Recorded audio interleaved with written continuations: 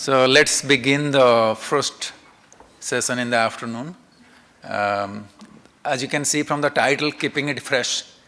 So that's an exciting title. So we have been talking a lot about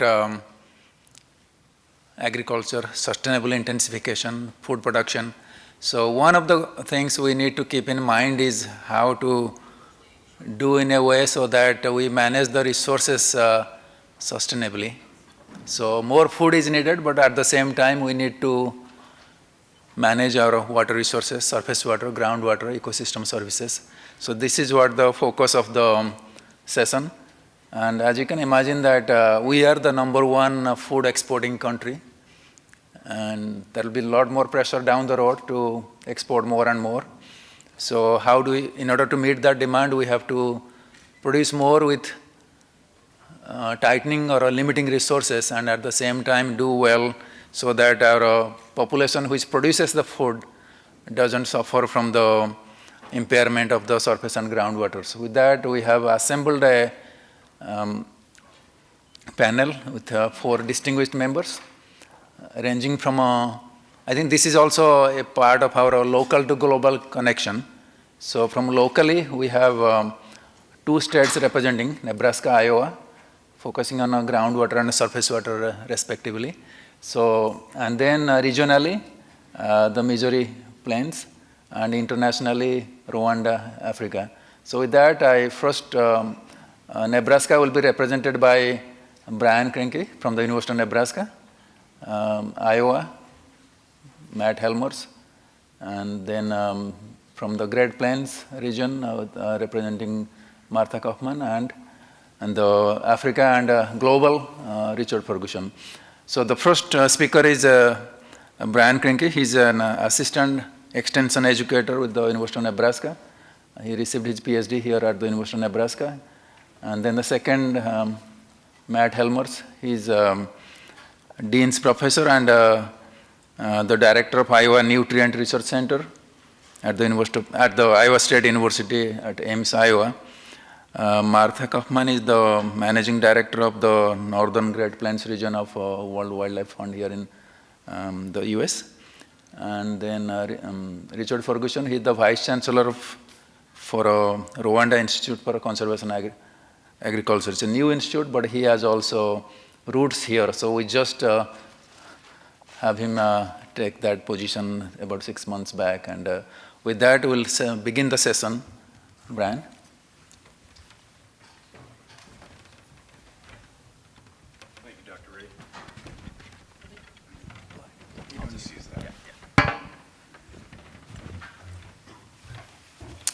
Thank you, Dr. Ray, and thank you everybody for coming and attend. So I'm going to talk about nitrate contamination in the groundwater in Nebraska. There we go. But first I'd like to acknowledge a thank you, before we get started so I don't forget at the end. First of all, thank you for the invitation to be able to speak to you today, University of Nebraska. And then the names you see here are a subset of all the people that have been involved in the projects that I'm going to talk about today. The growers, it really takes a large team effort that I'm here in front of those people presenting on behalf of, but without their help, it wouldn't have happened. So to set it up, just a very brief introduction, at least for people in Nebraska, we have, it's pretty common knowledge that we have a widespread nitrate contamination issue in our groundwater. The legal drinking limit is 10 parts per million of nitrogen. And if you look at this map of the state, you'll see levels that are red or dark red are above that level of 10 parts per million. And in some instances, they far exceed this. So how did this happen? How did we get here? It's predominantly associated with irrigated corn production. And we have roughly 70% of our irrigated row crop acres are corn, and they're predominantly located in the central and eastern part of the state, which we show here on this chart. So some of the overriding factors that come to bear that make this the issue that it is, and I'll show you on the next chart kind of the progression in time of how this contamination came to be, is the predominance of irrigated agriculture, as I said, and that's on the left chart, and you can see just how well it's correlated with those yellow outlines. And those yellow outlines represent areas where the average value is 10 parts per million or higher. And on the chart B, or on the right, you can see that this is combined with soils that are really well drained or excessively well drained. So we're growing a crop like corn that takes fertilizer, nitrogen, nutritionally to grow. We have to supplement that every season. We have to add water to that, and in order to also grow the corn, those two together, nitrate is very soluble in water, leaches, and it leaches more easily, of course, according to the soil type, and so this demonstrates that. So a little bit of a breakdown on our irrigation acres, east versus west, so to speak. If we look at the east, you know, it's associated with more precipitation, but we still have gravity irrigation, and then, you know, predominantly center pivot irrigation. And there's less of a discrepancy in areas that are associated as high nitrate, which are the orange parts of the charts, versus low nitrate, which are the blue part of the charts. But if you look at the west, you know, it's more arid, takes more irrigation to supplement the corn that's produced there. There's a predominant, there's more association with the gravity irrigation. So it's going to require more irrigation by the grower, and if you irrigate something more inefficiently, such as gravity irrigation, it's likely going to be more associated with leaching and nitrate. Here's the timeline then. So, you know, basically, when did it actually start? It started the day we started applying fertilizer nitrogen. And I'm not trying to be a bearer of bad news. I'm certainly not against corn production or anything like that. But that is the association. It's very clear in the literature. And as far back as 1974, we can start to see it develop, and that's in the upper right part of the chart there. You start to see it really predominantly associated with the most vulnerable parts of our state. And when I say vulnerable, I'm talking they're well-drained soils, they're fairly shallow, unsaturated zones before they reach the groundwater, and the predominance of irrigated crop or irrigated corn production. And as we progress through time, we start to see the map that's in front of you enlarged, which is this predominance up in the northeast part of the state. Those are quite varying in depth of the unsaturated zone, but safe to say it's more associated with much deeper sands, excuse me. And so it just took longer for the same process that occurred in the central part of the state to start to show itself in the northeast. Now, one of the things that we can combine a chart from 1974 till now is because, unfortunately, the problem is not really getting that much better, with the exception of maybe one bright spot I wanted to point at, and that's next here. So Richard Ferguson, one of our panel members, this is from a paper he did in 2014 in the Central Platte portion of the state, and that's kind of where most of the research has been taking place from when I was digging in the literature and when I've worked in this. Again, that shallower depth to groundwater, there's going to be a faster return on your investment. So if you implement a best management practice that you know is going to lead to less leaching, you should start to see the fruits of that labor sooner rather than later. And this chart shows that when they started implementing their groundwater management strategy in 1987, they could only start regulating in 1984. So Central Platte, they created the first groundwater management plan in 1987. You can see the trajectory in the blue circles continuously declining until today. And that sounds great, except on the next slide, you see that it's starting to stagnate, and it's starting to stagnate for several reasons. One of which, we're just not getting any more efficiency gains from the corn that we are producing. So a lot of those gains have been associated with reducing the amount of nitrogen applied, accounting for different sources of nitrogen, whether it be from the irrigation water itself or residual soil nitrate, and better techniques to help the grower with that nitrogen management, but we've plateaued. And the application rates reflect this. And so I think part of the reason this has happened is that we can't shift the paradigm according to the old way of doing nitrogen management, which has for the longest time been based on this expected yield approach. You know, when you talk about nitrogen fertility, it's a guessing game. You have to supplement so much nitrogen to supply your crop, yet you can't store it well in your soil before it's leached. And so from a grower's perspective, they have to make choices. They have to buy product ahead of the time. They have to find logistically when they can get it applied. And it goes back to this concept of how much am I going to need? Well, let's start with how much yield I expect to produce. It takes so much nitrogen per pound of grain. Therefore, it's going to take this much nitrogen. But as you can see in this chart, or maybe that's an unsafe assumption, the blue circles are the expected yield and the red diamonds are the actual yield. And what this shows abundantly clear to my mind is that we're always chasing a carrot, but we're never reaching it. So we're always over-applying with the best of intentions, but it's not leading to the additional gains in efficiency. In a word, it's not matching supply with demand. The crop demands so much nitrogen. If we supply it all up front when a soil can't handle it, it leaches. And this is a chart from one of our extension circulars, which I really like because it highlights the point clear, which is we have a large portion of our growers that are applying nitrogen either in the fall or in the spring, and we're not side dressing, we're not split applying the nitrogen, in other words, and so we're putting it out there when it's most vulnerable. When we have the annual rainfall pattern associated with driving the residual nitrogen values plus what we've added to the soil down through, and that's when the leaching potential is higher. So how do we get out of this? How do we get a better guess at what the crop actually needs? How do we synchronize nitrogen supply with nitrogen demand by the crop? Well, for years now, we've been researching the use of sensor technology, this time for nitrogen instead of for soil moisture. And so there's an array of different sensors out there, active sensors, passive sensors, but they really are doing one thing, and that is they're trying to detect an indication by the plant that it is stressed, its chlorophyll content or its nitrogen content is decreasing.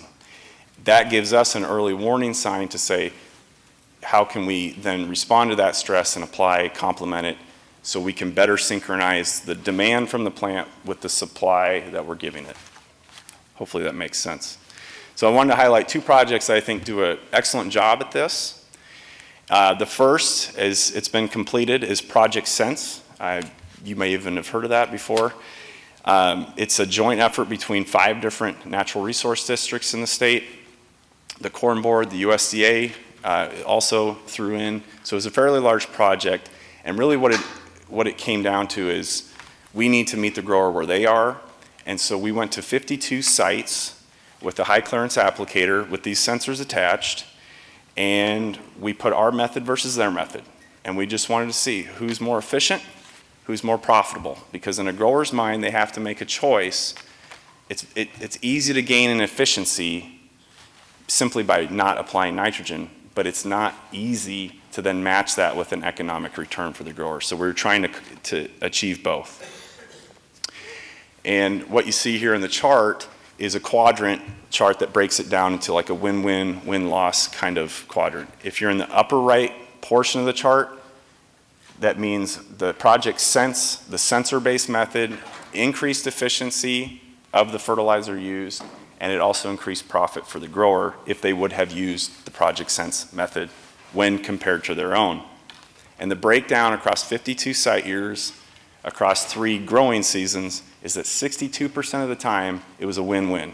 Project Sense would have benefited these growers, in some cases quite significantly. 83% of the time we would have increased efficiency. That's a pretty good track record, I think, to go forward on. Then another project I'd like to highlight, this time I was the director on the project, and it was a fertigation research project using the crop canopy sensors again, but a little different logical approach. Project Sense was a high clearance applicator meant to complement that one-time in-season application. So taking a grower that might do all of their nitrogen management at one portion of the season and splitting it up at least twice and having a significant impact as a result.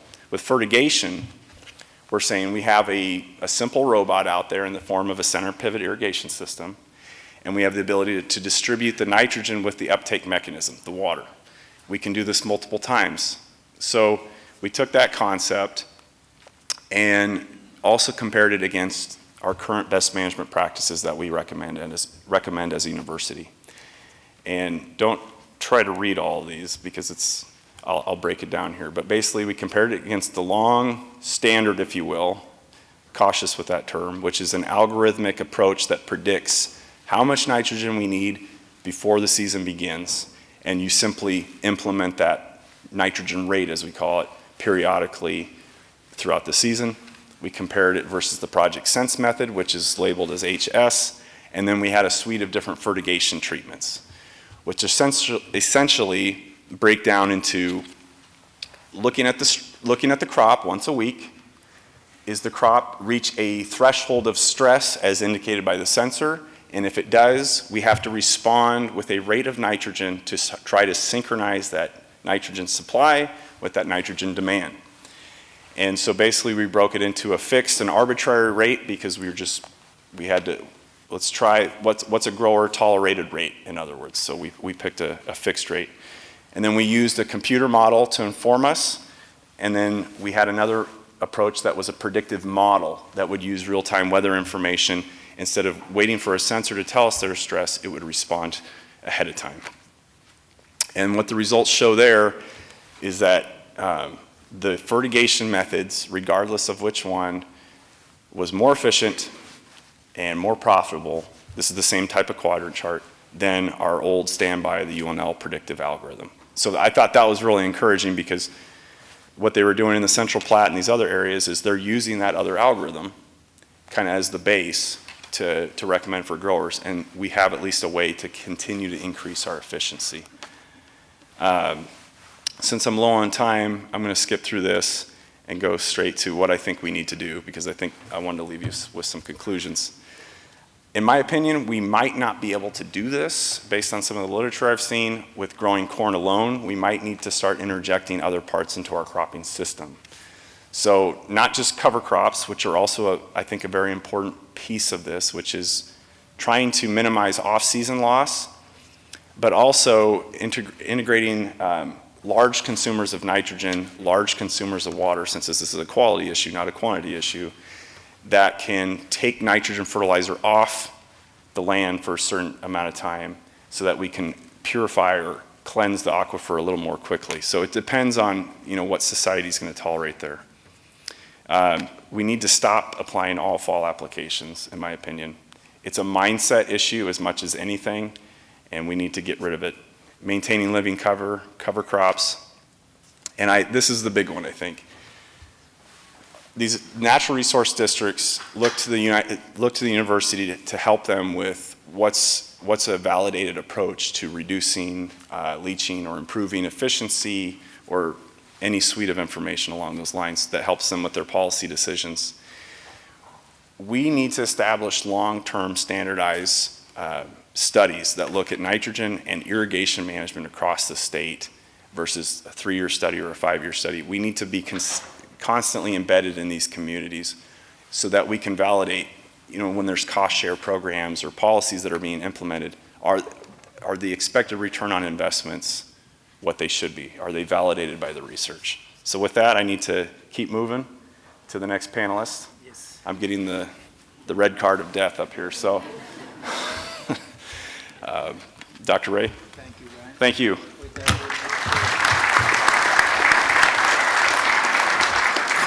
Move to surface water issues, and I think we'll take all the questions at the end. We are trying to keep 30 minutes of QA time, so they'll have plenty of questions that time. All right, we're going to move to Iowa. Similar type situations, but a lot of our focus has been on surface water, although there was a recent report that did some review of private drinking water wells in the state of Iowa, and similar to what Brian showed, we're seeing high nitrate in that shallow groundwater. But we'll talk about where there are some differences in Iowa and some of the opportunities and challenges that we face.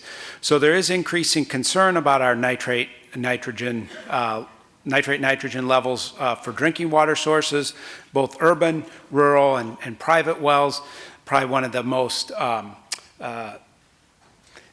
The issue that people know the most about or hear the most about is Des Moines Water Works and a lawsuit that they filed a few years ago against 10 drainage districts in 3 counties in Iowa for the nitrogen or nitrate that was coming from those drainage systems. That court case was dismissed because it was determined they couldn't sue the public entity, the drainage districts, and the drainage districts are there to discharge water, not for water quality, but there's been a subsequent suit filed recently with concern about the drinking water from the Raccoon River and high nitrate levels. One of the other things that has driven some of the work around nitrogen more recently in the last 6 years is related to the Mississippi River Basin, hypoxia in the Gulf of Mexico. Iowa, while maybe only 10% of the land area contributing to the Mississippi River, contributes upwards of 30% of the nitrogen to the river, in some years much more than that, depending on some of the weather conditions. And the goal relative to hypoxia and the Hypoxia Task Force Action Plan, that lower right box there, the recommendation is that we need to reduce nitrogen and phosphorus loads down the river by 45%. One time the goal was to do that by 2015. We didn't meet that goal. Now it's been 2035. At the current rate that we're on, I think it's unlikely we'll reach that goal either. But in 2013, the state of Iowa released the Iowa Nutrient Reduction Strategy, which was in response to the Hypoxia Task Force Action Plan that called for states that are members of the Hypoxia Task Force to develop comprehensive nitrogen and phosphorus reduction strategies, state-level strategies, to try to meet these goals. So we've been working on that ever since. This is just a map that kind of illustrates estimated nitrate-nitrogen loss in the first 6 months of the year from 97, so 10-year period. Mark David worked on from the University of Illinois. Kind of illustrates some of our problems. You'll see the central part of Iowa, Illinois, Indiana, Ohio, with very dark red, 15 to 25 kilograms per hectare estimated nitrate-nitrogen loss. So there are other maps that show similar type things, but one of the things that is somewhat unique about those areas that are in dark blue is those are also areas that the land areas benefit from artificial subsurface drainage, or commonly referred to as tile drainage. And so you see Iowa, southern Minnesota, Iowa, Illinois, Indiana, and Ohio. At a county level, some of those counties, greater than 60% of all the cropland or of all the harvested acres benefit from subsurface drainage. So that drainage takes that water that's leached from the plant root zone and delivers it directly to our surface water bodies. So that's a reason why we have a little different concern in some of these areas, because we're taking that nitrate that in Nebraska might be leached to shallow groundwater, and we're delivering it right to the stream with these drainage systems. Sometimes in Iowa, people say we only have nitrate loss from cropland where we have tile drainage. No, it's just that tile drainage serves as that delivery mechanism to the stream. As I'll talk about, it also provides us some other opportunities for removing that nitrate before it gets to our downstream water bodies that we might not have in other areas. Brian touched on this kind of as he starts to think about solutions, and thinking about our cropping system, I think, is very critical. Sometimes in Iowa, even from some folks I work with at Iowa State, they talk about the exponential increase in corn acres in the state of Iowa. That red line looks at the acres of corn, harvested corn from the 1920s to modern day. And what you'll see, we've consistently had 10 to 14 million acres of corn harvested every year, even 100 years ago. But what's changed is that blue line, which is the acres of soybeans. So we've displaced small grains, oats, which are green, hay ground, alfalfa, a more perennial system, with soybeans. So now we are predominantly a We have about 24 million acres of corn and soybean, about 14 million acres of corn and 10 million acres of soybeans. If we think about ways to solve this in the future, thinking about a little bit more diversified cropping system could help us dramatically in reducing that nitrate loss, where compared to our annual system of corn and soybeans. So what can we do to reach these goals of a 45% reduction relative to the hypoxia task force? In 2010, we started a process of looking at literature that was available that documented water quality, performance of various nitrogen management and phosphorus management strategies, looking both at infield nitrogen management, some of our cropping system, and then these edge of field practices that I'll talk about. And we looked at data from Iowa, Illinois, Minnesota, Wisconsin, so similar cropping systems, similar soil conditions, relatively similar climatic conditions. And one of the biggest takeaways that we found is that there's no one single practice that's going to get us there unless we were to convert all of the acres back to a perennial system. We can make incremental gains with some of the 4R concepts, the right source, rate, time, and place of nitrogen fertilizer, but we're going to have to go beyond that as well. So if you look at those kind of darker mustardy colors, those are a lot of our 4R practices. And they're in the single digits to low double digits as far as nitrate reduction from those systems. It's not till we get to cover crops, which we found about a 30% reduction, or extended rotations, couple years of alfalfa, we see 40% reduction. And so this is what kind of illustrates we're going to need multiple practices if we want to get there. And just a couple pieces of data that illustrate that. Within a lot of north central Iowa, fairly high organic matter soils, we've done a number of studies looking at fall versus spring nitrogen fertilization, or in this case, we also looked at a split nitrogen fertilization. And on these soils, probably a little different than what Brian and you would see in Nebraska, we see little difference in nitrate loss, or the concentration of nitrate, when we apply fall anhydrous, when the soils are 50 degrees and cooling, and a spring nitrogen application.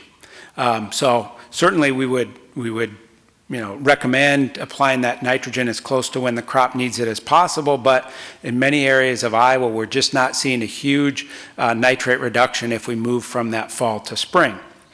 If we look at the green of a split application, so the upper left is the corn phase for 3 years where we have subsurface drainage monitoring, and the bottom right is the soybean phase. So we have both phases every year, and it's rotated corn and soybeans. What you'll see in all of these is that we do see lower, in some cases statistically significant, lower nitrate when we have that split application compared to the fall and the spring. So that green one is consistently lower than the red or blue bar in those cases. We also have a system with no nitrogen application. Tell the story that had a soil fertility expert from the East Coast tell me one time, Matt, if farmers in Iowa would just apply the right amount of nitrogen at the right time, there'd be no nitrate problem. And then he went on and said, actually, there'd be no nitrate in the tile drainage. And I thought, oh, I wish it was that easy.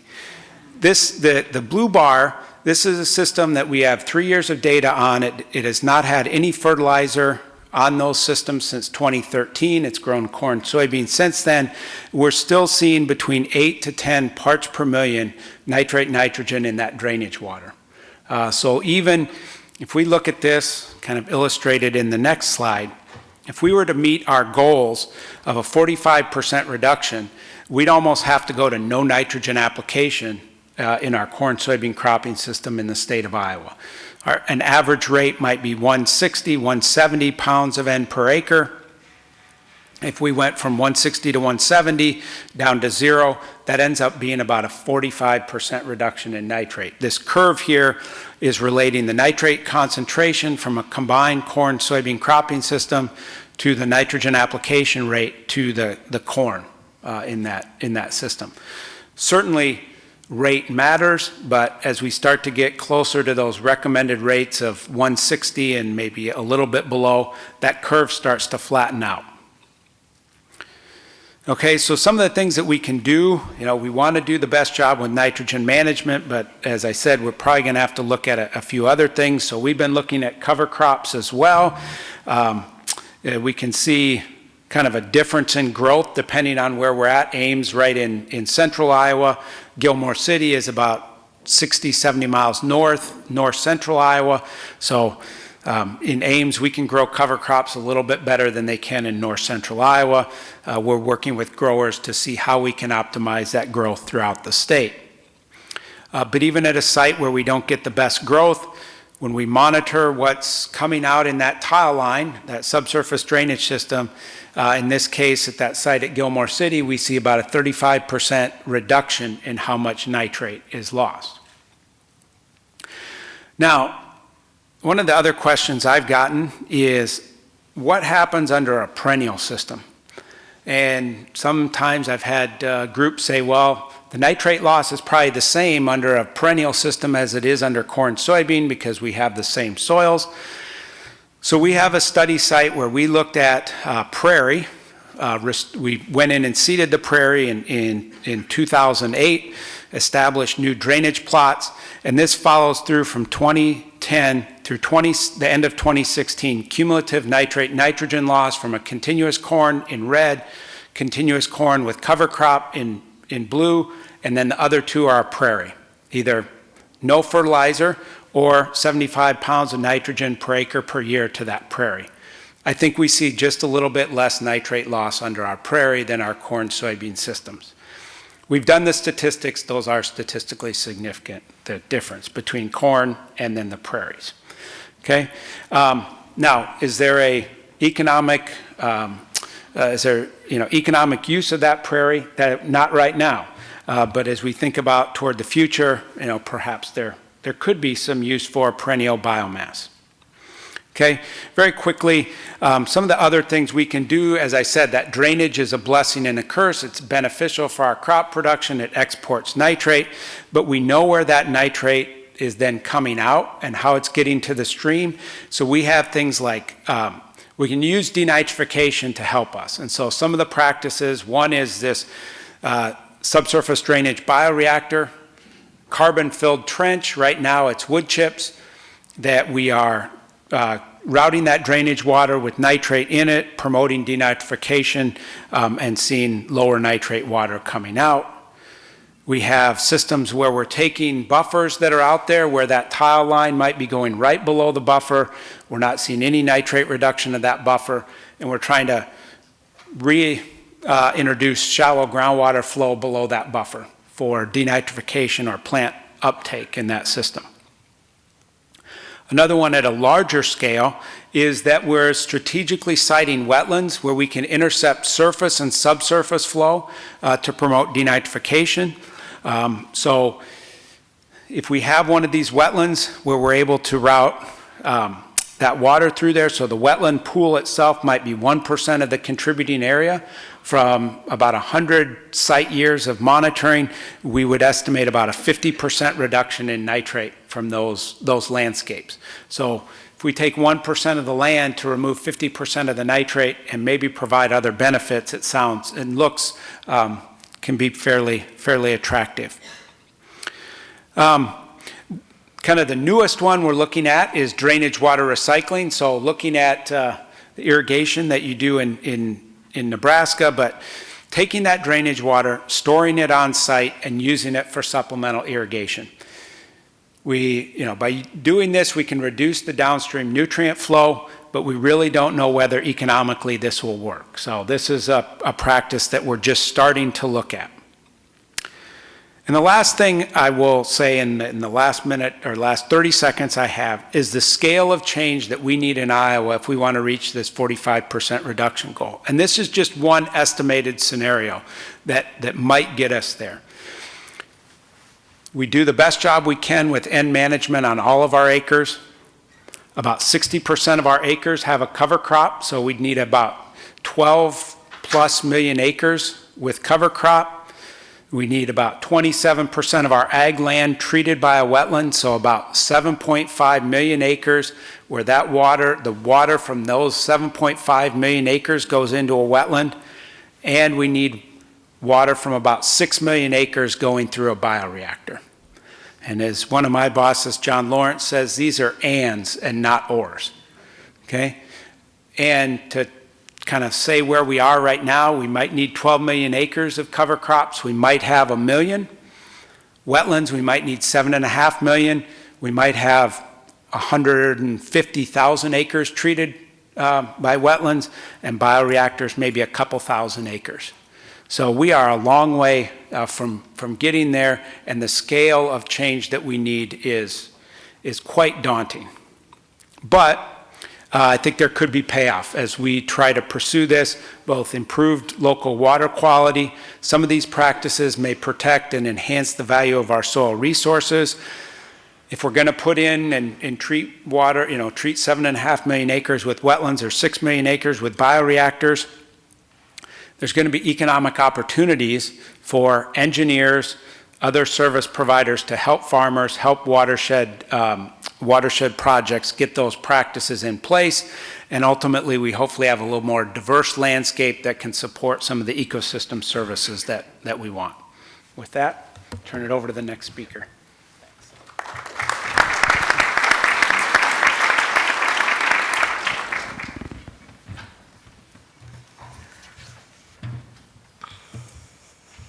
Great, thank you for having me. I'm Martha Kauffman with World Wildlife Fund. Do I press this to start?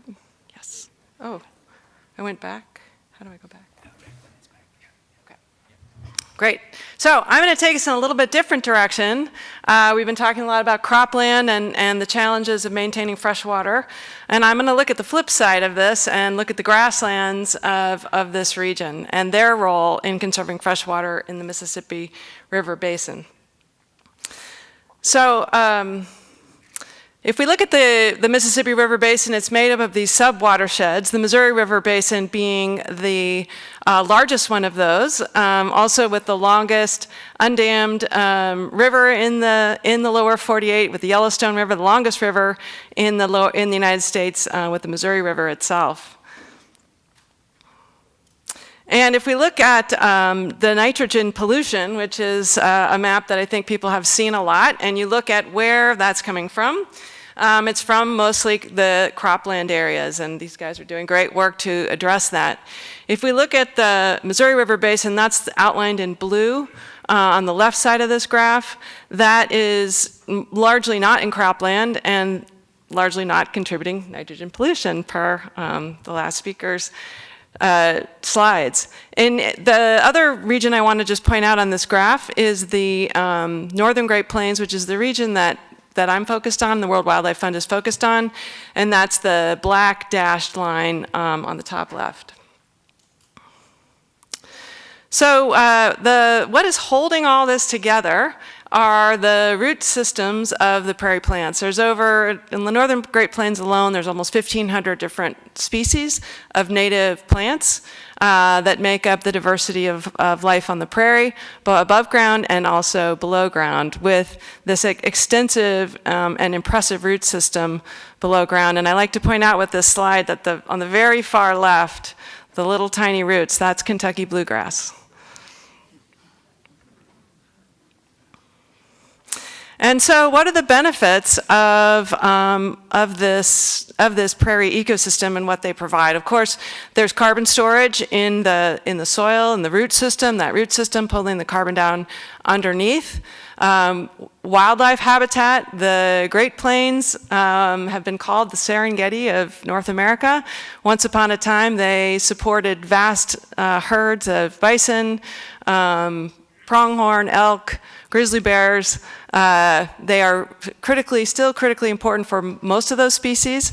Cattle have replaced most of the bison, but we also still have large herds of pronghorn, swift fox, sage grouse, prairie chickens if we're here in Nebraska, and a number of migratory birds that come from far away to breed in the grasslands of the plains.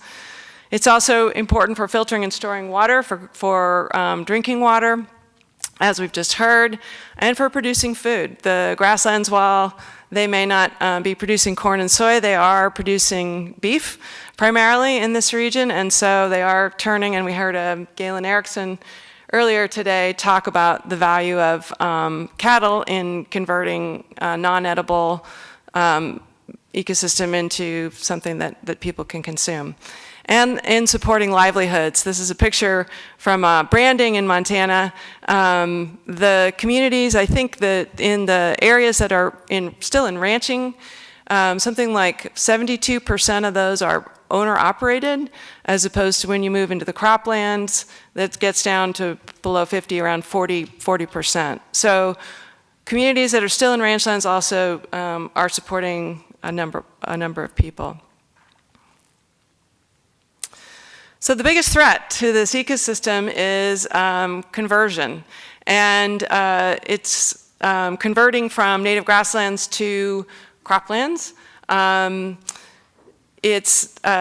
Grasslands globally are the least protected, most converted biome on the planet, particularly temperate grasslands, of which the Great Plains of North America are the largest extent, and historically the largest extent of temperate grasslands on the planet. There's really only 4 places with extensive temperate grasslands left: the Great Plains of North America, the Kazakh steppe, Mongolia, and Argentina. So this is a unique and important area for a number of reasons. And it's going away pretty fast. It's slowed down in the last few years, but on average since 2009, the rate of loss is exceeding the loss of rainforest in the Brazilian Amazon. Because we were concerned about this, we started tracking it year to year through something we called the Plow Print report. And really our goal with that is to track the remaining intact grasslands. So what you see on this map, we're doing it at 2 scales. One, the larger scale is the Great Plains as defined by the CEC, and then the white area is the Northern Great Plains, which is the region that we're focused on.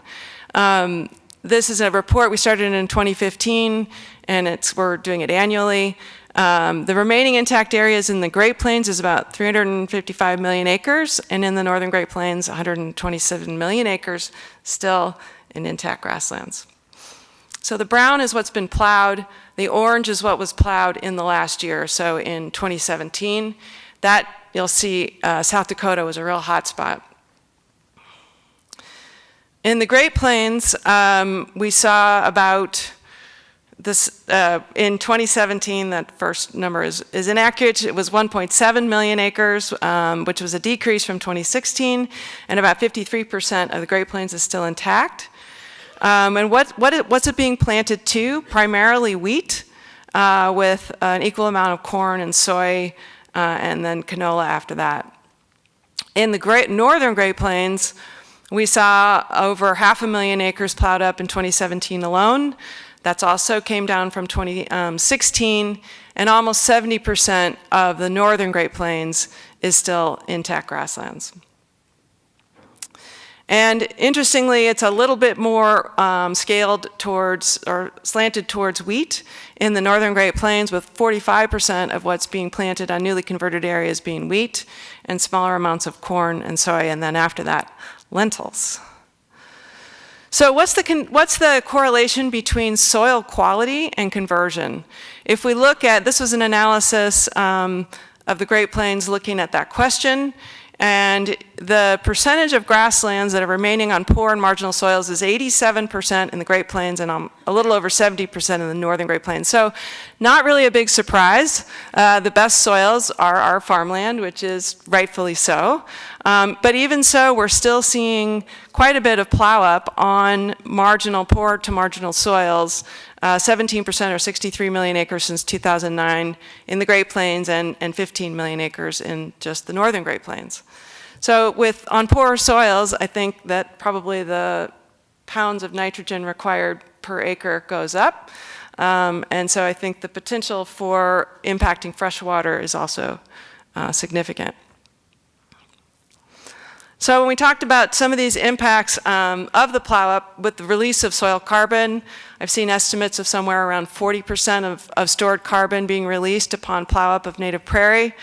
Habitat loss, that very sharp declining curve there is 4 species of migratory grassland birds that have declined somewhere between 70 and 90% since the 1960s, and that's mostly attributed to habitat loss. Increase in nutrients, which we've heard about, of course, diversity of plants replaced by monoculture or less diversity anyway, and then shrinking communities. So we did an analysis of quantifying what if the remaining soils of the Missouri River Basin. So now I'm going back to that because we needed to work at this at a watershed scale, and there's a large overlap between the Missouri River Basin and the Northern Great Plains. But what if we wanted to quantify the water quality and quantity benefits of avoiding conversion to cropland in the Missouri River Basin at landscape scale. So we worked with Limnotech and did a model looking at a large-scale screening level application of a SWAT model and simulated water, sediment, nitrogen, and phosphorus from 1998 to 2013. And we ran 2 scenarios, a baseline scenario, what is the current mix of both cropland and grassland, and then a grassland conversion scenario looking at lands with soil quality, better soil quality, above 0.7 using Smith, and found that about 25 million acres are in the Missouri River Basin are still on good, better quality soils that could be converted. So this analysis was, what if all of that was converted? And using practices, typical practices that are used in the region. So we found that the surface runoff would increase by 26%, sediment would increase by 46%, phosphorus increase by 41%, and nitrogen by 31%. And this graphic shows you the watershed scale at which this analysis was done, and this is just the nitrogen graph. The benefits that were quantified are the protection of wildlife and aquatic habitat, protection of water availability, increased carbon storage, and reduced risk of flood frequency to downstream communities. There are a lot of drivers of conversion. That would take a whole nother talk, and there's been a lot of great research done on this. Certainly economics is a big one. The economics of farming versus ranching, it's more profitable, generally speaking, to farm than ranch. And the access to land, the cost of land is a barrier to many people to enter ranching. Policy, the safety net for farming versus ranching, the safety net, the subsidies for crop insurance, for commodity crops is relatively strong as compared to, for livestock producers, there's very little safety net. I think this year with the bomb cyclones and the polar vortexes and the flooding, there's a lot of people that are hurting without that safety net. And of course, there's a whole bunch of other factors of why someone would convert that relate to personal decisions and lifestyle choices.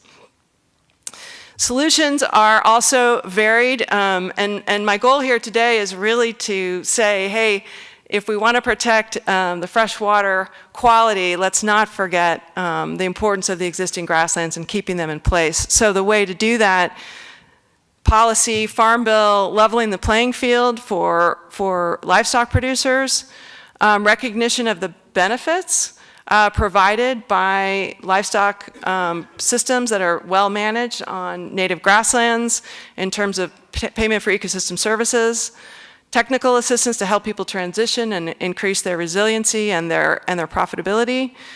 Easements, of course, has been a long-term tool that's been used. It's not keeping pace with conversion, so we need more tools. And I throw out this idea of a conversion-free supply chain. In many parts of the world, there are approaches being used for deforestation-free supply chains, getting companies bought into the idea that they shouldn't be contributing to the loss of ecosystems, particularly in the Amazon. And there's some conversation about would a conversion-free supply chain be something that would be effective in this context. So my message is remember the Missouri, and remember the role of intact grasslands in conserving fresh water in the Mississippi River Basin. So thanks.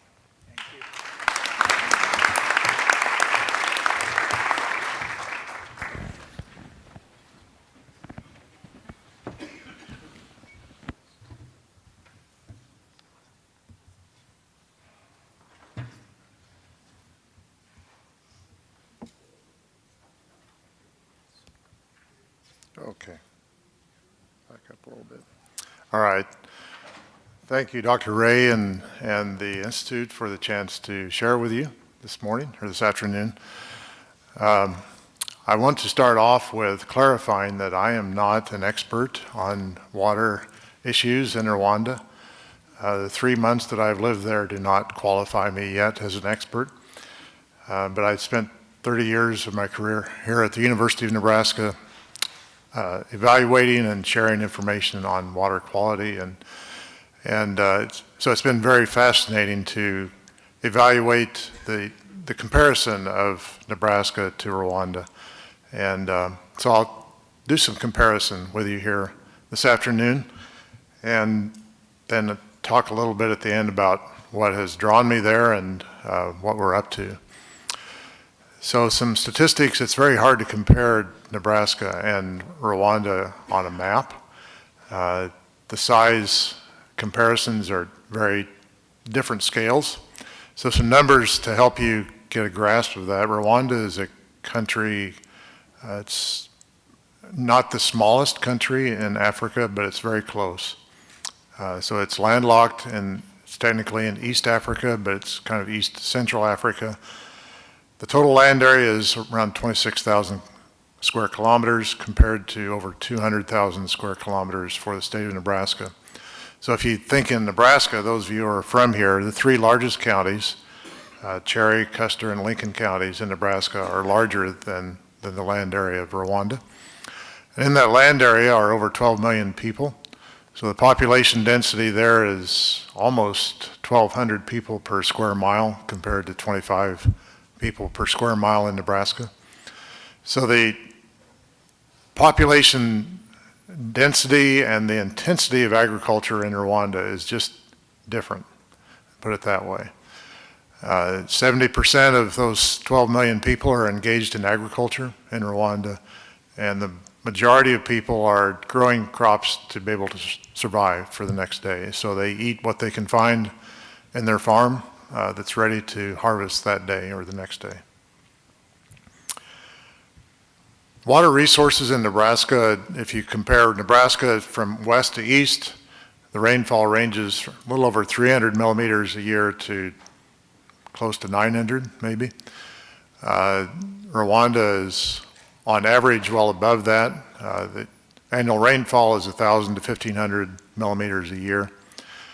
And I'll show you a slide in a minute that shows the distribution of that rainfall. One thing that I have very much enjoyed was not being here this last winter in Nebraska. The average temperature in Kigali, where I live, is around 72 degrees Fahrenheit. It's equatorial or tropical in nature, but it's also relatively high elevation. So the elevation is 1,000 to 1,500 meters on average, although there are some mountains in the north that do reach significant elevation. So that combination of equatorial location and elevation makes the temperatures just extremely pleasant. There's a lot of water in Rwanda, and the numbers that I was able to find just were a little surprising to me. In terms of marshlands, lakes, and rivers, over 800 rivers in a country this size. I'm not sure exactly what constitutes a river yet in Rwanda, but still, there's a lot of water, and a lot of water moving across landscapes that are not typically seen in Nebraska. So this photograph on the right is north-central Rwanda. As one goes north in Rwanda, it becomes more mountainous, and people still farm. Some of the farming that I've seen on slopes is just pretty amazing. Occasionally, those are terraced. Some of these fields that you see in the background here are terraced, but many of the fields are not. And so their cropping system, erosion is basically something they live with. And that's probably the main issue in Rwanda that we'll come to in a minute.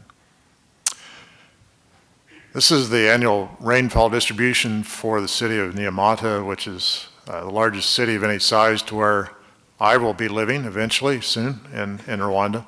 It's in south central Rwanda in the district of Bugesera. It's a bimodal distribution, so 2 rainy seasons. Right now, I left the peak of the rainy season to come here. April is their highest rainfall month, and then once one approaches June and July, the rain is done. And so those 2 rainy seasons, the largest one here in March, April, and May, the second one, a secondary rainy season in September, October, November, constitute their 2 primary growing seasons as well. Now with irrigation, one can add a 3rd growing season. So the temperature is there. If you have water and soils that are productive, you can grow 3 crops. But this rainy season that's occurring here, February, March, April, on into May, is also the peak of erosion that's occurring in Rwanda. And I'll have some slides that illustrate that here in a minute. So the 2 concerns that I see in Rwanda are unrelated to what we've heard about so far. Basically, nitrate is not an issue, and nor is phosphorus in their water. So this is the most recent data that I could find in the time that I have, and it's not that recent. It's about a decade or more old. But it documents water quality issues in major river drainage systems in Rwanda. And so the yellow line that goes across here are the World Health Organization targets or standards for water in river systems. And then these are these other major river systems in Rwanda. I'll concentrate on the Nyabarongo River, if that's somewhere close to the correct pronunciation. That's the river drainage system that covers the area that I will be living in. If you note the pH, nitrate, and phosphate levels, they don't measure nitrate in water in parts per million. Part per million would be nice in some cases. These are nutrient-starved production systems, particularly for nitrogen and phosphorus. So there's nothing really left to lose to groundwater or to surface water. What is left to lose is sediment. So the last column, if you look at these units for turbidity, FTU, the WHO standard for turbidity is 5 units, and the Nyabarongo River exceeds that by several hundred. Sediment is a primary concern. So sediment from erosion loss, it's not just taking the nutrients away, it's taking the capacity to sustain their productivity. So it's not just a health issue in the water quality that's impacted, but also a health in terms of capacity to grow crops that are meeting the needs of food security in the country of Rwanda. And then, so I'll come back to the second issue of sewage and manure discharge a little bit later. I was really watching for opportunities over the last few months to get some good photographs to illustrate these 2 points. I didn't see the best photographs to show erosion, but this is what I have. So I live in, for now, the capital city of Kigali, in a very comfortable, fairly affluent part of the city. But just around the corner, down the street from me, are these small-scale, smallholder farms, right in the middle of a city of 1.6 million. And so the photograph on the left is showing this field, the block from my house, cropped right up to the edge of a ditch. So these constructed rock drains that run everywhere through the country are just abrupt ditches that carry water flow away. So they are growing these beans with what they have is a hoe right up to the edge of the drain, and so water runs off of that field with the sediment from that field and into the drain that's on the right, carrying sediment downstream, or at least to where it will settle out. That's a small illustration. What I have seen evidence of across the country is massive signs of erosion and sediment loss. It's not uncommon to see landslides where rain has caused soil to erode off a steep area and slide onto the road and block the road. So the loss of their livelihood through sediment loss is just a major issue in Rwanda. And then the second is lack of capacity to handle output from either livestock or human waste products. As part of the establishment of the institute that I've gone there to help get started, we've been looking at our livestock enterprises, and one was to visit livestock enterprises around the country. So we made this visit to a dairy outside of Kigali. It's relatively large. They milk 40 head of cows a day. And this is the door to their milking parlor, and we were there to learn how they deal with their milking parlor waste that they generate during washdown to clean where the cows have been. So what they said, they sweep the materials out this door onto this concrete apron, and then the manager here is pointing. He says, we get it on the apron, and then it goes that way, off in the distance, and that way was down this drain here, down this ditch here, and into this stream here. And if you look back up on the hill, that's where the dairy was. So that's basically how their waste are handled, to move it off the property into a stream. And then you go several miles down that stream, and people are pulling water out of that then to drink. Lastly, just some points about why I'm there. I've gone to help get started this institute, the Rwanda Institute for Conservation Agriculture. This is a joint effort of the government of Rwanda and the Howard G. Buffett Foundation. Our goal is to establish a land-grant modeled institution in Rwanda that teaches the approach of using a sound academic or teaching environment along with outreach or extension to growers and applied research to tie those efforts together. Our focus is very much on conservation agriculture and One Health principles. We are starting classes this September with 84 students, and will lead to a Bachelor of Science degree with specializations in 4 different areas. These are the principles that we're going to be teaching, researching, and extending, starting with soil quality and productivity as a basis for improving life in Rwanda and East Africa, to apply inputs appropriately at scales that are spatially appropriate, to efficiently integrate cropping and livestock systems to maximize productivity and profit at the same time, and to manage all of these systems in ways to minimize the impact on environmental quality. The Institute is going to have an experiential education focus, so students will live on farms and work on those farms. The second year of a student's career will be focused on cooperative and enterprise scale production systems. We will have curriculum threads that go throughout the 3 years of our degree on conservation agriculture, One Health, communications, and entrepreneurship. And then lastly, just some photographs of where things stand as of a couple of weeks ago. As I mentioned, our plan is to have students in class September 9th, and this is the extent of one of our first-year dorms right now. The campus is under construction. The lake that we're based on is in the background here in the distance. This is our effort to try and control erosion in one of the drains that runs through campus. When I was there 3 weeks ago, they were trying to get ahead of the rains to prevent further erosion. The site is on a former location of a federal research facility that had existing orchards of mangoes and oranges. So this is on the edge of the lake where some of those orchards are located. And then finally, a photograph of some of the construction where we will have our vegetable and tree fruit enterprise building with some of our teaching and lab facilities. And I think with that, I will stop, Chittaranjan, and we'll see if we can go into the discussion. Thank you very much.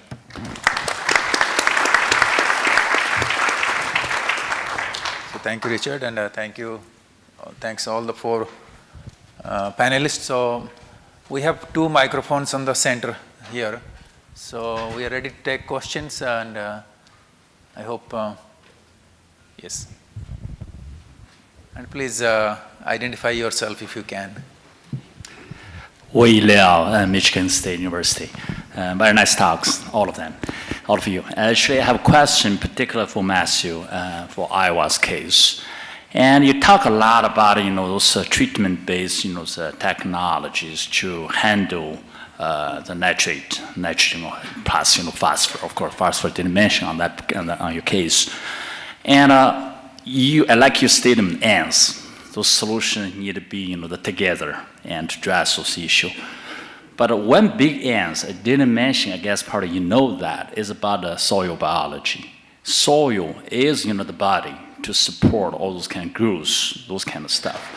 Could you comment on that? Any, the perspective? USDA ARS jumping that, like, the Illinois, the Perry, the stations, they have a group of scientists working on soil biology and trying to improve the quality besides those plant rotation, those kind of stuff. And could you give a comments on that piece? And probably, Brian, you can comment on Nebraska's case as well. Thank you. Yeah, that's a good question. And certainly, I guess a couple comments. I think that some of our different cropping systems of cover crops, extended rotations could really help us build our soils, improve our soil health. So there would be kind of additional benefits, but we also have something growing there a greater percentage of the year to take up nitrate. One of the things that we have found, though, we have a site where we've done no-till for about 20 years. With in that case, actually, liquid swine manure. So it's a liquid swine manure system, no-till versus a conventional till. And what we've seen is that we see almost the same nitrate loss from that no-till system as the conventional till. So no-till has a lot of benefits from a soil erosion standpoint, maybe a phosphorus standpoint, soil health standpoint. But we still see nitrate loss from those systems. And so I think that just illustrates that, some of the practices that we have can be very effective for certain nutrients or certain pollutants, but may not be quite as beneficial for other factors in there as well. And certainly your point, the ARS unit there in Ames, the National Lab for Ag and the Environment, has done a lot of work on soil health, soil quality over the years, and collaborated a lot on various work. In fact, that long-term no-till site was started as one of the MESA sites long ago, well before I was at Iowa State. Any similarity or difference with Nebraska, Brian? Yes, hi, my name is Jenny Barron. I'm from the Swedish University of Agriculture Sciences. We struggle a lot with water quality and nutrient loads to our marine environments, including the fresh water resources. So I wondered, the scale that you seem to suggest for the Iowa case in particular, of the need to implement, how do you intend to do that? Do you subsidize farmers? Do you support them to do this implementation financially mainly? Or do you have some other mechanism or suggestions of mechanisms? Thank you. Well, I wish I had the answer to that one, because that's the big question. I mean, I think we have the tools there to make measurable gains as far as, if we implement this, we can see improvements in water quality. The challenge is now is how do we accelerate the level of adoption? As some would say, we need the kind of the hockey stick. We're going along at this, and we need to be going along like this. So right now, a lot of it has been through cost share programs, incentive-based programs to get farmers to implement these practices.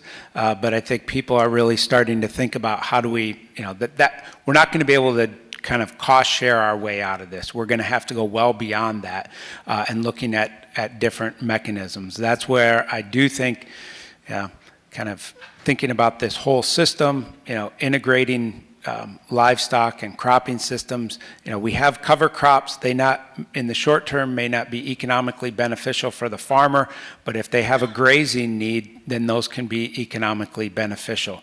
I also think policy is going to be very important. I was excited to hear, or very interested in the policy of how do we provide some safety net for those livestock producers. Not on as broad a scale as in the northern Great Plains, but certainly in some areas of Iowa, I've heard farmers tell me they've gotten out of grazing beef cattle because if they planted crops, they could reduce their risk. And so how can we have policies that can kind of get us having some of the perennialization on the landscape, I think is also very critical. Anything to add, Martha, from your perspective in the Great Plains? The safety net issues. The what? Safety net. Oh, the safety net. Yeah, the safety net is a big driver, I think. We got a little bit of headway on that in the 2014 Farm Bill with a sod saver initiative that basically says that if native grasslands are plowed under, that a significant part of the subsidy for crop insurance is taken away for 4 years. And that was tightened up a little bit in 2018. So that was a little bit of headway on that particular issue, but it doesn't, it takes away some incentive to plow, but doesn't necessarily help the people when we have tough times like now. So this is obviously a national pick on Matt Mott. But Matt, I enjoyed your presentation, but so what's been the discussion about what happens to the nitrogen that goes into the denitrification part of this in terms of the impact on watersheds downwind and those kinds of things? I mean, it seems to me it's maybe fixing it one place and creating a problem somewhere else. So I'm just curious about your comments. And we have the same thing going on in Nebraska in places. So I mean, yeah, that's a really good question, that we don't want to trade a nitrate problem for a nitrous oxide greenhouse gas problem. So actually there's been a fair bit of work looking at that. I'll say a little self-serving, some of it funded by the Iowa Nutrient Research Center, but looking at bioreactor saturated buffers in wetlands on nitrous oxide emissions. And what most of that work has found is that if we look at, say, the wetland, for example, the nitrous oxide emission off that wetland is about similar to that equivalent land area if it was under agricultural production. But it's treating, a lot more, 100 times more acres, actually. So actually, the nitrous oxide emissions off those are very minimal for the land area they occupy, and we're seeing similar with the saturated buffers and the bioreactors, so that, those systems, most of that nitrogen is converted to dinitrogen gas rather than nitrous oxide. That doesn't even take into account that, some of that nitrogen that might have gotten into the stream without those practices, the nitrate might be denitrified as it moves down the stream system, and there would be nitrous oxide emissions off of that. So I think these practices, certainly we need to continue to evaluate them, but from the research that's been done to date, it does not seem to be a huge issue, because we really seem to be getting complete denitrification in the systems.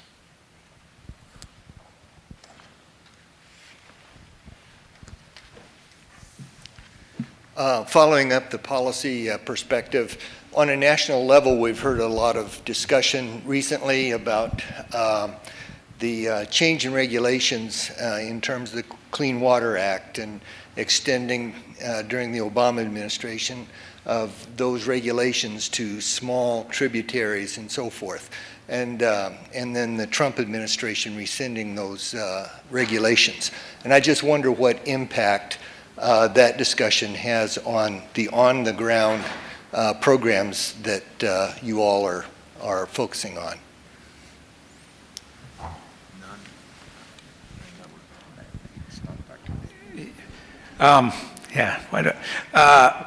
I think very little. There's been a lot of question about what's considered water of the U.S. or not, but I think in actuality, it didn't necessarily impact the practices that we are looking at. There are some interesting issues with some of these practices as far as if we look at some of the mitigation or permitting process. I won't get into it, but with the wetlands, in some of these areas where we've put these wetlands, it's at the start of a drainage ditch, so it's the start of a man-made conveyance.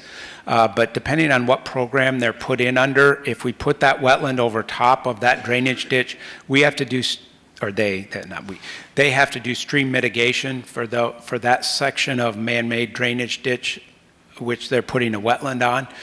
That actually could impact kind of the scalability of that program, and actually we're looking at different wetland models that would get out of those positions. So it's not really directly related to the water of the U.S.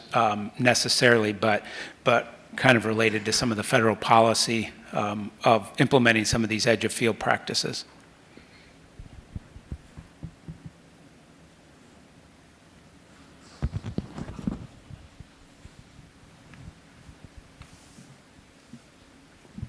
Hello, I'm Nancy Meyer. I'm with the Lower Platte North Natural Resource District, and my question's for Martha. You talked about using prairie, natural prairie, to protect the Mississippi River watershed, and I'm wondering what you would say would be the incentive to get the landowners to do that, given that their traditional approach is to obviously plant that and get a profit off of that. I know you talked about the benefits, but I'm not sure that they would see those as equivalent to the profit they get from growing crops. And I'm also thinking about why they would want to do it, considering that it helps people downstream, and it's not helping them so much. They'd have a lower incentive. So maybe there are some programs that you know about that would help them want to do that, or maybe there are some ways that we could get them interested in growing flower seeds, for example. Wildflower seeds are pretty lucrative, actually, to collect and sell. So if you could talk about that, please. Sure, thanks. So what I've been primarily focused on is less about restoring and changing what people are currently doing.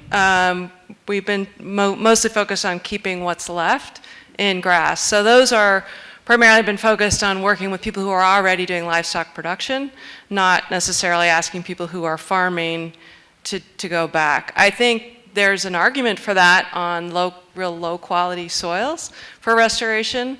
And yeah, I've also heard native seed, for restoration in other places is very lucrative if you have the right conditions to grow it. So there could be a good financial incentive with that. In terms of incentives, and I was focused again more on what's currently in livestock production, so sandhills and north. That's where I think we have to get creative about actually helping people stay in business with some of those incentives that do recognize the role they're playing in maintaining clean water, clean air, wildlife habitat. Got a lot of those species of birds that are really dependent on that. If more birds or other things are listed, that's more burden on people, and nobody wants that. So I don't think we have mechanisms in place yet. But I'm putting it out there to encourage some creative thinking in this room. I know there's a lot of people working on ecosystem markets and other approaches. I know of one approach that the Noble Research Institute is pursuing on ecosystem service markets. They're working directly. They've engaged some of the very large companies like General Mills, Monsanto, and other companies in developing a scheme for a private market that would pay producers for the ecosystem service benefits that they can measure. And so they have to develop a protocol and a verifiable system to sell credits and all of that. It's a big challenge, which is why we don't have those markets all over the place right now with respect to carbon. I think water is more advanced than some of the others, but in terms of water, carbon, and biodiversity, they're looking at all three of those. So that to me is a potentially exciting opportunity. I'll just add, we've been doing work on buffer strips, but kind of specifically prairie, diverse prairie, so prairie strips that was in the most recent Farm Bill actually called out, so we're working on developing a technical note or practice standard around that, but it'd be taking small portions of the field and putting it into prairie to try to provide disproportionate benefits, and that would be something that would, there would be cost share programs for that. I'd also, well, maybe the vegetation might be a little different. There's, emerging work trying to look at return on investment for each part of the field. How can we use precision agriculture? And if we're consistently losing money on some parts of the field, which we are in certain areas of Iowa with depressional areas in particular, and yet every year in most cases, we continue to put inputs in there even though we're losing money. And so, I think there may be some areas where, we need to think about, getting the return on investment for each parcel of our field. And it may be that some of those areas, putting them into native vegetation, maybe provides us greater return for the overall field, irregardless of a program that's out there. I've had a farmer tell me before, I wish my yield map, instead of having a yield map in the combine, it was return on investment, or profit map in the combine. And maybe I'd start to think about each part of the field a little bit different if I saw it, red 9 years out of 10. Thank you.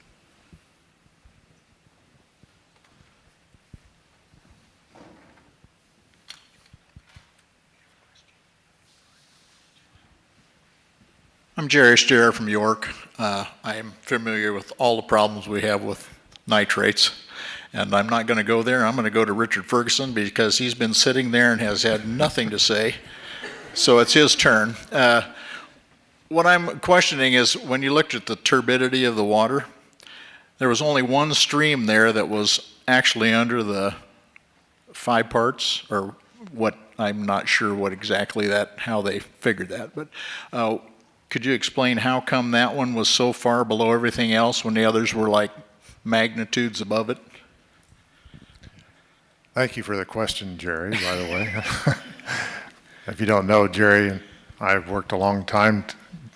Probably 1993 or 4, Jerry helped put in one of the very first variable rate nitrogen studies in the state of Nebraska. So Jerry's a conservation advocate from a long time back. But I'm afraid I can't enlighten on that. That data set that I took from was published in 2002. So things could have changed significantly since then. And I don't know those river systems well enough to be able to say.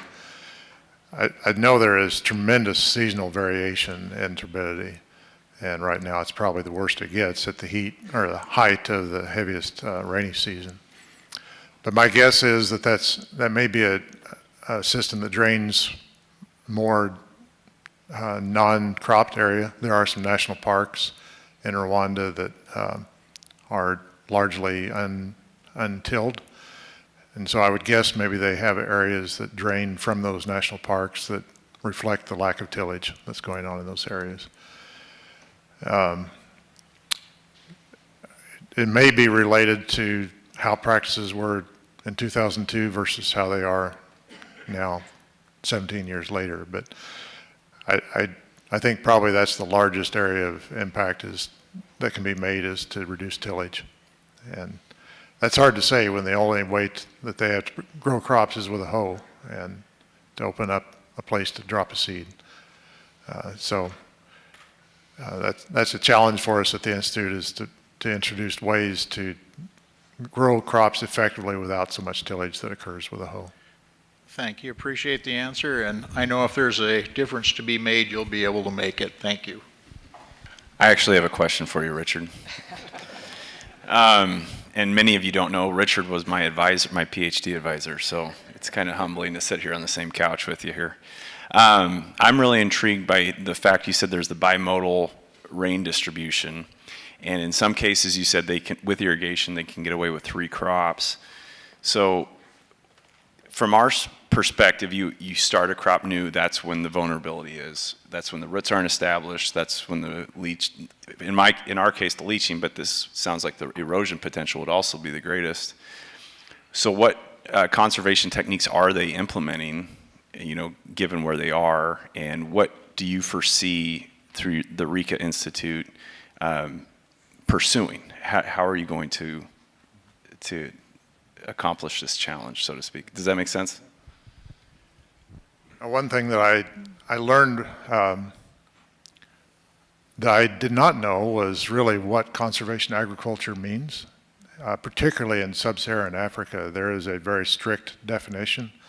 FAO has a definition of conservation agriculture that is to minimize tillage, rotate crops, and to maintain permanent cover. And that's it. It doesn't have livestock engagement. So for our institute, we've broadened that definition beyond just the soil-related parameters. But it starts there. To minimize tillage, it's going to be a challenge when all they have is a hoe. But to offset that, cover crops. So it's interesting to see the interest in cover crops in the Midwest and in sub-Saharan Africa. And they have, you know, temperature is not a constraint. It's always 72 degrees. So you can grow something if you have water. So cover crops, as long as they're not removing nutrients and water that you want to conserve for your crop that you want to harvest, is a tremendous tool that will be used. But then returning that residue back to the land. Right now the residue is primarily removed for feedstuffs for animal or fuel. So they will harvest stover and use that for fuel. So bare soil is the norm. And then also rotation. A farm field that's used for cropping just to survive generally is not planted to a single crop. You'll see a maize plant and a soybean plant and a cowpea plant and a yam. It's just all intermixed, and when they harvest a crop or a plant, then they plant something else in its place. So there's not rotation to break up disease cycles, and that's a concept that we'll try and teach to move away from always cropping the land always in the same way to going from one crop to another in sequence to maximize benefits of rotation. Those are the 3 main core principles, and then also introducing the nutrients from livestock that are pretty much lost downstream right now. Thank you. I'm Ben, and I'm a grad student here. My question goes to Richard. Can you tell us from your experience here in Nebraska and back in Rwanda, what are the main lessons that Rwanda can learn from Nebraska that can be implemented there? And again, from the challenges you've identified, do you think, is there anything the government's doing, or is there anything the university is coming up with to address the identified challenges? Thanks. Yeah, thanks, Ben. That's an interesting perspective, and I have not interacted with lots of farmers yet in Rwanda, but what little I have, what my observation is that at some level, they're not different from farmers in Nebraska or Iowa or Montana. I think a problem that we have had in Nebraska and probably also in parts of Africa is major projects that come in with subsidies or cost share efforts to, there's value to those to introduce ideas that are new, but that's not the way to sustain practices by cost share. I think if farmers in Nebraska see that something is going to increase profit for them, that's a practice they'll adopt. And if it also is a practice that's going to, at the same time, decrease the environmental impact of what they're doing, that's a side effect that farmers recognize. They're drinking the same water as people that live in Lincoln or in Kigali. So I think finding ways to encourage farmers to adopt practices we can show increase their profit are going to be critical for us to do, and not say, well, we'll subsidize this practice for you to try it out and expect that you'll always have that subsidy. We are working on trying to set up ways that we can be effective in extension in Rwanda, working with extension services that already exist and building that capacity into our institute.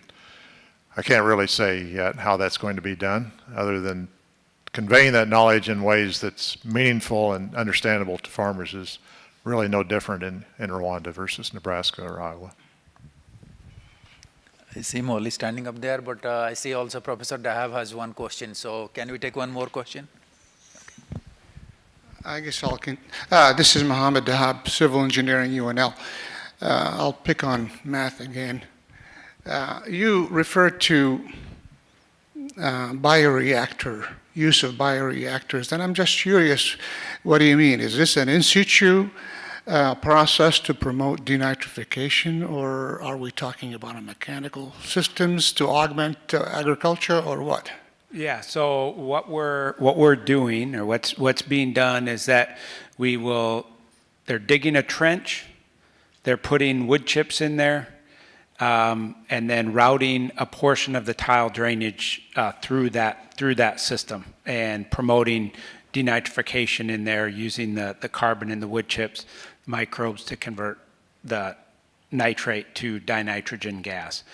There are some folks looking at other carbon media for that. Colleague has a pilot scale reactor with corn cobs in it right now, because in Iowa, that scenario that I showed, we might need 120,000 of these bioreactors, 20-foot wide, 100-foot long, 3-foot deep, full of wood chips. We don't have that many wood chips in Iowa, and so some people are looking at other carbon sources of corn cobs being one of them. So they're in situ, but kind of at the edge of the field where we're just routing a portion of that drainage water through those. Okay,